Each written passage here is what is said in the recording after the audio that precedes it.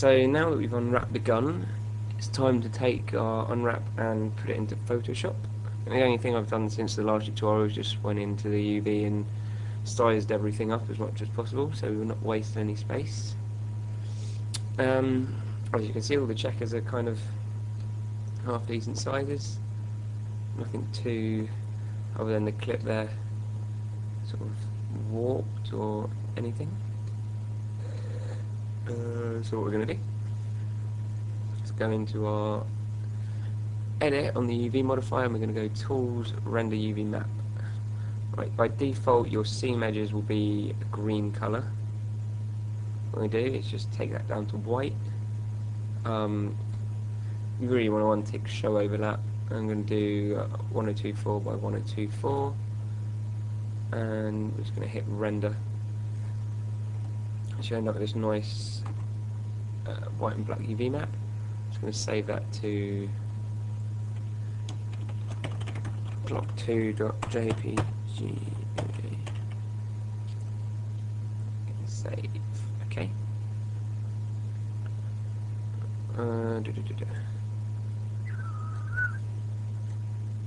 Now we've got the UV map. We're going to drag that into Photoshop. Bang. So what I'm going to do in this tutorial is really just create the base texture. And this is one I've just been fiddling with. If I've got time, I might go into doing the clip, but probably not. I think I'll just get the actual base itself done, and then see how it goes from there. So first thing we want to do is just organise our UV map. What you want really is when you're mapping, you want to be able to see your UV map as you're texturing, obviously, to kind of see what's what and where you're texturing. And what a lot of people do is they'll make a copy of their original map and put it on something like overlay or multiply or screen to kind of try and get rid of all the black, which I personally don't like doing. I'm going to show you another little way of doing it. So what we're going to do, you're going to create a new layer, select a blue or any other sort of bright colour you want, and just totally fill the layer. What we're going to do is make a quick mask, and a quick mask is basically a way of selecting areas. I'll show you what I mean. So we're just going to select this black and white layer at the bottom, hold down Control C to copy, and then what you're going to do is press Q, and this puts you into quick mask mode. And what you'll notice is that when you paint, let me get a slightly bigger brush, what you're painting turns sort of a reddy purpley colour. When you hit Q, you'll notice that it's made a selection, and what is selected is everything you haven't coloured in. You can change that.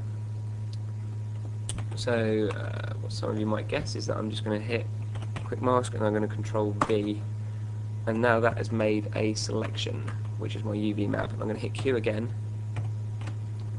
Right, if I press, basically it's selected everything which is white. So what we want to do is Control Shift I to select the invert, so we've selected everything which was black, and we're just going to hit delete, and then I'm going to Control D to deselect. So that basically made our UV, which is going to be, I'm just going to double click there and call it guide. I'm just going to call this one, I don't know, bottom, bottom. Right. So I'm going to create a new folder. I'm a bit of an organisation freak, so you're going to have to put up with that and me changing the names of everything. But again, it helps down the whole process of things. Right.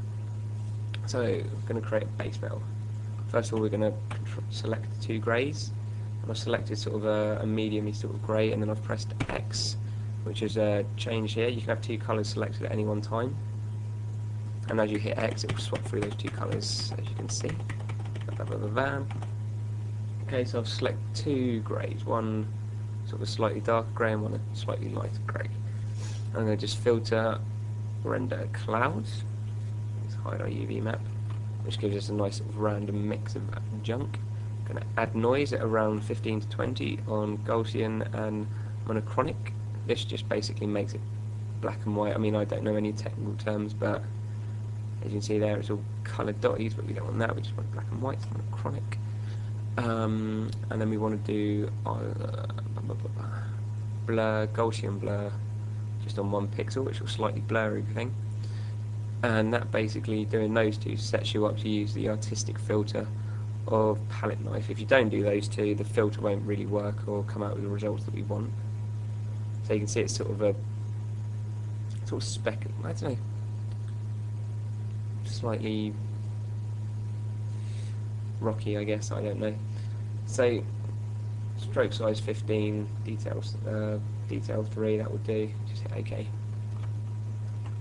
Right, then we're going to create a second layer.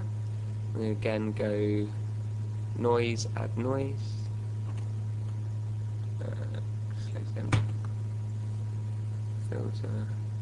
Oh, sorry, my bad. I'm going to select 2 slightly darker greys than I did last time. So I've just gone up a few notches. Filter, render clouds, filter, noise, add noise, OK, filter,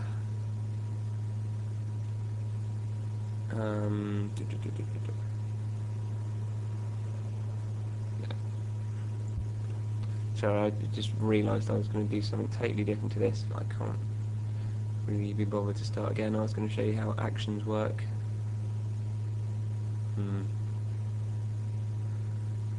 Okay, so this time we just want to do sponge instead. I'm just going to hit OK.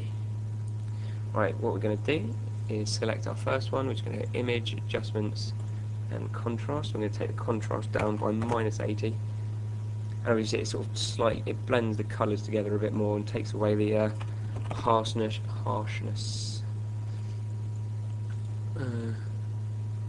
It brings the 2 greys a lot closer together. And we're just going to do exactly the same in this layer, -80. Okay. Right, what we want to do is take the opacity of this top layer down just until that bottom layer starts to show through, which will probably happen around 30% or so, or maybe you can go high, sort of 45. You see how the sort of bottom more sharper layer has sort of come through. It's sort of slightly blended together. So I'm just going to put it on about 40. Okay. I'm going to select the top layer and I'm going to hold Control E, which will combine the 2 layers together. And then we're just going to go image adjustments. We're going to just down the contrast again. What I find with texturing is you want to be kind of subtle as possible. You don't want anything to stand out too much. So yeah, I've just taken it down to about 20. Right, I'm just going to name that base. Next thing we want to do is add a couple of just random overlay textures, just to kind of help add interest. So what I'm going to do is I'm going to create a layer, and I'm just going to paint a load of random stuff here. I have got a tablet at the moment.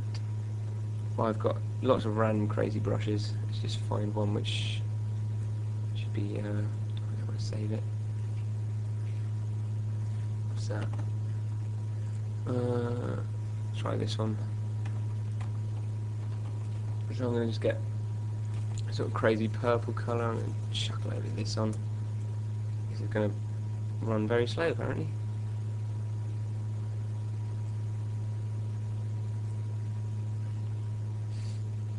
Sorry about that.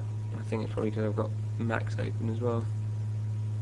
Tell you what, I'm going to just close Max for now. Yeah, we'll save changes.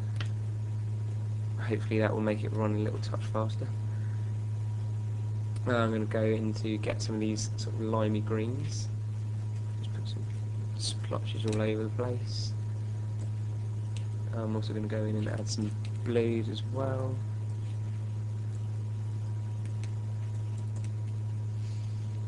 Maybe try a little bit of a different brush as well.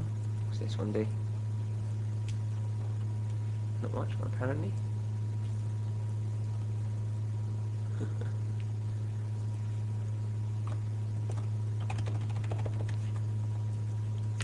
Bit of yellow. Yeah.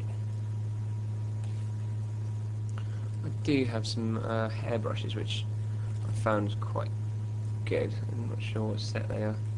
20? 19? There we go. Just going to chuck this right up. I find it's quite good to sort of blend in the colours together.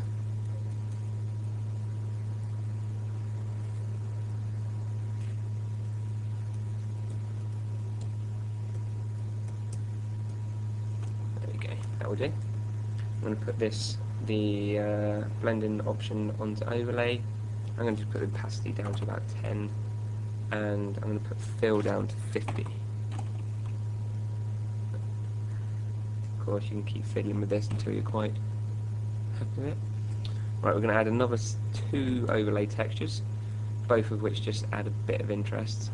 So what I've got in this folder is a load of Dodge pictures, 69 there, but they're basically lots of images which I've got from cgtextures.com.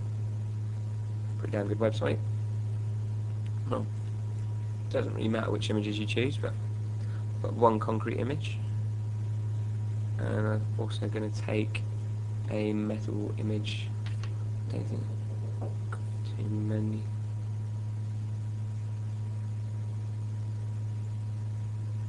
Sorry about that. My housemate was knocking. Apparently there's some really random cat in my house while our cat is just sitting there looking at him.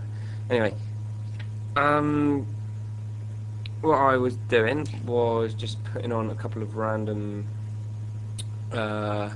textures. So I've got one concrete one, and I'm going to just grab this metal one here, drag him into Photoshop.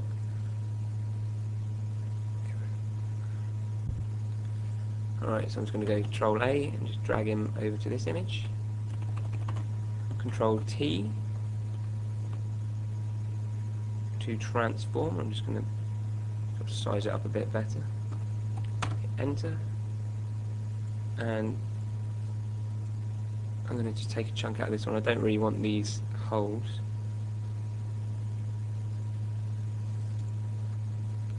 I'm just going to drag him over as well.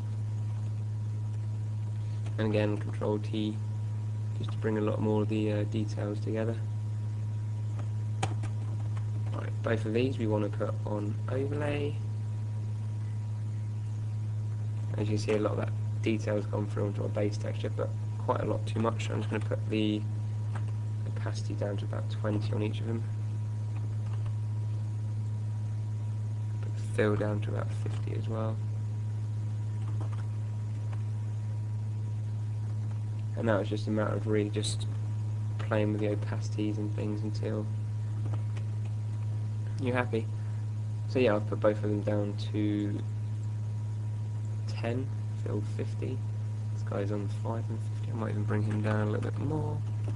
But these are all things that you'll want to edit as you go along.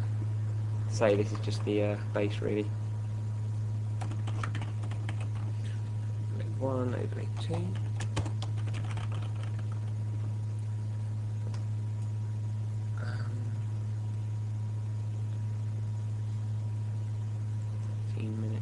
Okay, what I'm also going to do is just create a second folder here, drag it all the way to the top, and it's going to be called Grunge Details.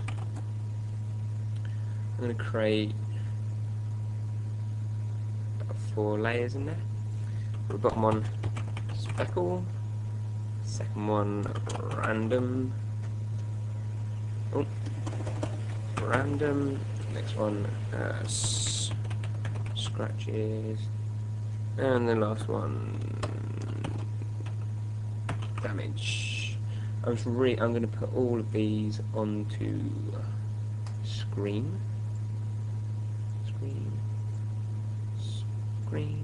and these are all the sort of detail layers. So obviously they're going to be little specky dots, random, blah blah blah, and they're all just going to have white painted on them. I think that'll probably be it for this tutorial. So I've just created this base texture, and oh, actually the last thing we're going to do is I'll just tell you about adjustment layers. What you'll find is that obviously this base texture at the moment is too light because we're going for more of a black because it's a Glock. And what you can do is adjust your colours through the brightness here. Just darken it right up. There's also levels, which are probably more similar to contrasts, but you can sort of make the darks darker, the lights lighter, and any which way in between. But what you'll find is, say you decided you want it about this dark, you slam OK, you'd start doing more work, but this comes up in your history, and sooner or later it's going to disappear out of your history and you're not going to be able to change it. What adjustment layers do is they come up more like a mask, and you've got a lot of the same tools. You've got your brightness, contrast, you've got levels, curves, colour balances, gradient maps, etc, etc, etc. So I'm going to just slam OK. Oh, select a layer, brightness, contrast. Okay, so it's come up with a new layer here. It's got an alpha on, or a mask as Photoshop likes to call it. I'm just going to hit OK quickly. And what we can do is you can draw in here and pick and choose what areas are affected. Let's select these different brushes. Okay.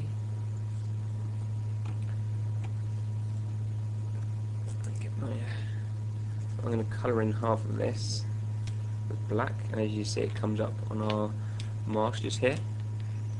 And basically white is affected and black is not affected.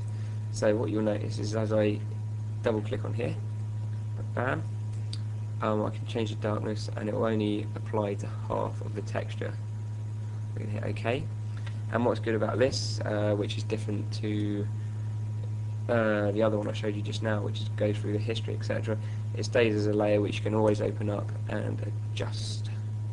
So I mean, what you'll find is you think that 1 minute this is a bit too dark, or it looks fine right now, and then when you start adding all your highlights and your lowlights, you find it's a bit too dark, and you can always go back in and make small adjustments, and it doesn't really bog you down at all or ruin your work and make you have to change loads of stuff at some point. So I use those quite a lot. To say there's also the levels, colour mixer, blah blah blah blah. But that'll be it for now, I think. And I think, well, I'm thinking I'm pretty damn slow at texturing, and these tutorials may end up being a bazillion miles long. So I might just texture maybe the clip, the main bit of the gun, and the slide, possibly. I don't know, I'll see how it goes. But that's it for now.